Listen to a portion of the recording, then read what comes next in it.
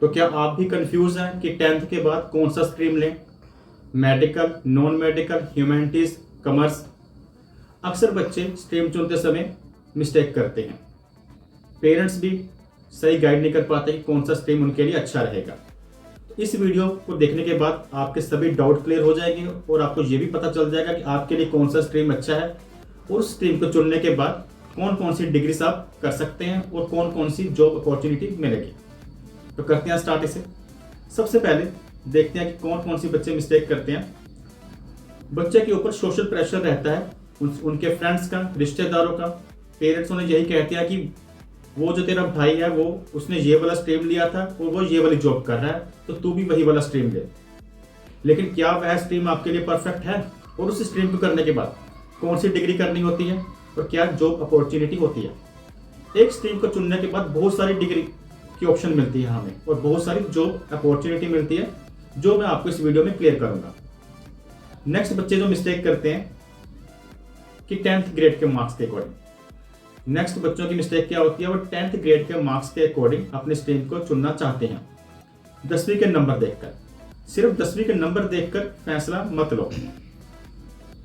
कुछ बच्चों के माइंड में ये होता है कि हमारे 10th में मैथ में अच्छे मार्क्स आए हैं तो हमें नॉन मेडिकल ले लेना चाहिए या फिर कॉमर्स ले लेना चाहिए। लेकिन जो 10th का लेवल और जो +1 का स्टडी होती है वो एक दूसरे के बिल्कुल डिफरेंट होती है। नेक्स्ट यहाँ पर आता है कंफ्यूजन अबाउट करियर ऑप्शन। यह वीडियो हर स्ट्रीम के करियर ऑप्शन को आपको अच्छी तरह से समझाएगा कि कौन सा स्ट्रीम लेने के बाद कौन सा करियर ऑप्शन है। वैसे मेडिकल लेने के बाद केवल डॉक्टर ही नहीं और भी ज़्यादा जॉब अपॉर्चुनिटी आपको मिलेगी। नेक्स्ट यहाँ पर है कि ज़्यादातर बच्चों का क्या होता है, जब कंफ्यूजन क्रिएट होती है कि कौन सा स्ट्रीम लें, तो वे अपने फ्रेंड्स को फॉलो करते हैं कि उनके दोस्तों ने ये वाले सब्जेक्ट लिए हैं, उनके दोस्तों ने ये वाला स्ट्रीम लिया है, तो हमें उनके साथ पढ़ने में आसानी होगी, तो हम भी वही वाला स्ट्रीम ले लेते हैं। लेकिन ये मिस्टेक कि आप केवल अपने दोस्तों को देखकर अपना स्ट्रीम चुन रहे हैं, तो ये मिस्टेक आप बिल्कुल भी मत कीजिएगा। नेक्स्ट है चूजिंग द रॉन्ग स्ट्रीम।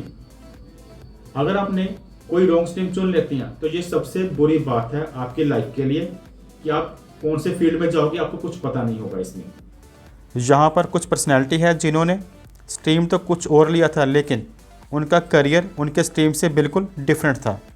जैसे यहाँ पर अमिताभ बच्चन है, उन्होंने नॉन मेडिकल ली थी और वह एक्टिंग की दुनिया में है। इसी तरह से गोविंदा है, उन्होंने कॉमर्स स्ट्रीम लिया था लेकिन वह भी एक्टिंग चुना उन्होंने। जैसे VVS लक्ष्मण है, उन्होंने मेडिकल की हुई है और वह एक क्रिकेटर है। और जो उदित नारायण जी हैं, उन्होंने कॉमर्स का स्ट्रीम लिया था और वह सिंगिंग लाइन में है।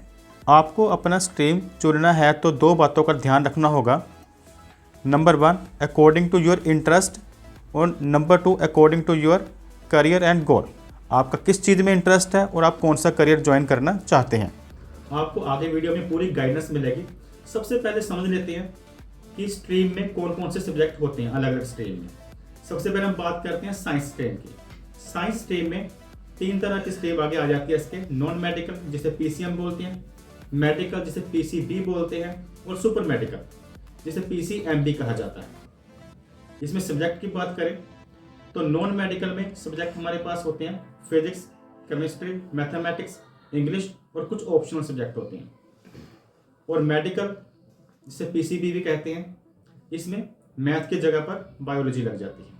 वो जो सुपर मेडिकल होती है वो सबसे ज़्यादा टफ होती है क्योंकि इसमें मैथमेटिक्स और बायो दोनों आ जाते हैं। अगर कॉमर्स की बात करते हैं, अगर आप कॉमर्स स्ट्रीम लेते हैं तो कौन कौन से सब्जेक्ट आपको करने पड़ेंगे। कॉमर्स में mainly accountancy, business study, economics, English और कुछ ऑप्शनल सब्जेक्ट होते हैं। नेक्स्ट हम बात करते हैं ह्यूमैनिटीज़ की। ह्यूमैनिटीज़ में बच्चों बहुत सारे सब्जेक्ट ऑप्शनल मिल जाते हैं, जैसे history, geography, political science, economics, English, fine arts, mathematics आप ले सकते हो, लॉ कर सकते हो, sociology, philosophy, home science, computer science etcetera. अब बात करते हैं कि कौन सा स्ट्रीम लेने पर आप कौन कौन सी डिग्री कर सकते हो और अपॉर्चुनिटी उसके लिए क्या क्या है। अगर आप नॉन मेडिकल चुन लेते हो तो नॉन मेडिकल +1 +2 11th 12th जब आप नॉन मेडिकल में कवर करोगे तो उसके बाद कौन कौन सी डिग्री की आपको ऑप्शन मिलती है। नॉन मेडिकल करने के बाद, नॉन मेडिकल का स्ट्रीम लेने के बाद आप बीटेक कर सकते हो। अगर डिग्री की बात करें, बीएससी कर सकते हो, बीसीए, बीआर जिसे हम आर्किटेक्चर की डिग्री बोलते हैं, एनडीए डिफेंस की। अपॉर्चुनिटी की बात करें तो डिग्रीज करने के बाद आप इंजीनियर बन सकते हो अगर बीटेक करते हो, आर्किटेक्ट बन सकते हो, डाटा साइंस की फील्ड में पायलट, टीचिंग, डिफेंस ऑफिसर और डाटा साइंटिस्ट बन सकते हो। नेक्स्ट हम बात करते हैं कि अगर कोई बच्चा मेडिकल ले लेता है, पीसीबी ले लेता है, तो 11th 12th पास करने के बाद डिग्री की कौन कौन सी ऑप्शंस को मिलती है। एमबीबीएस कर सकता है वो, पहले नीट का एग्जाम देना पड़ता है जो कि मई में होता है, उसके बाद आपको एमबीबीएस आप कर सकते हो। नेक्स्ट बीडीएस, बीएएमएस, बीडीएस जिसे करने के बाद आप डेंटल के डॉक्टर बन सकते हैं। बीएएमएस ये आयुर्वेदिक की डिग्री होती है। बीएससी बायोटेक्नोलॉजी, बीएचएमएस होम्योपैथी की, बीएससी नर्सिंग कर सकते हो आप, बी फार्म फार्मेसी की, बीएमएलटी मेडिकल लैब टेक। इसके अलावा अपॉर्चुनिटी क्या क्या मिलती है, इन डिग्रीज को करने के बाद आप डॉक्टर बन सकते हो, बायोटेक्नोलॉजिस्ट, फार्मिस्ट, मेडिकल रिसर्चर और आगे आपको लिस्ट गिवन है। नेक्स्ट हम बात करते हैं कॉमर्स अगर आप लेते हैं तो कौन कौन सी डिग्री के ऑप्शन आपको मिलती है। बहुत सारी डिग्री की ऑप्शन मिलती है इसमें भी। आप बीकॉम कर सकते हैं, सीए कर सकते हैं, बीबीए कर सकते हैं, CS, CFA financial analyst, BMS management study, hotel management. तो ये डिग्री की ऑप्शन मिलती है अगर आप कॉमर्स स्ट्रीम लेते हैं। तो 11th और 12th करने के बाद ये वाली आपको डिग्री कर सकते हो आप।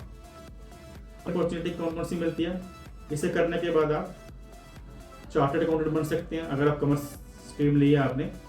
आप investment banker, business analyst, entrepreneur, stock market expert और बहुत सारे आगे ऑप्शन गिवन है। नेक्स्ट बात करते हैं ह्यूमैनिटीज की यानी कि आर्ट्स की। अगर आपने आर्ट्स के सब्जेक्ट लिए हैं तो 11th 12th के बाद आप कौन कौन सी डिग्री कर सकते हैं, जैसे बीए एलएलबी लॉ की डिग्री है, लॉयर्स बन सकते हैं। बीजीएमएस, बीएफए फाइन आर्ट्स की, BEd, BSW social work, BA psychology की डिग्री।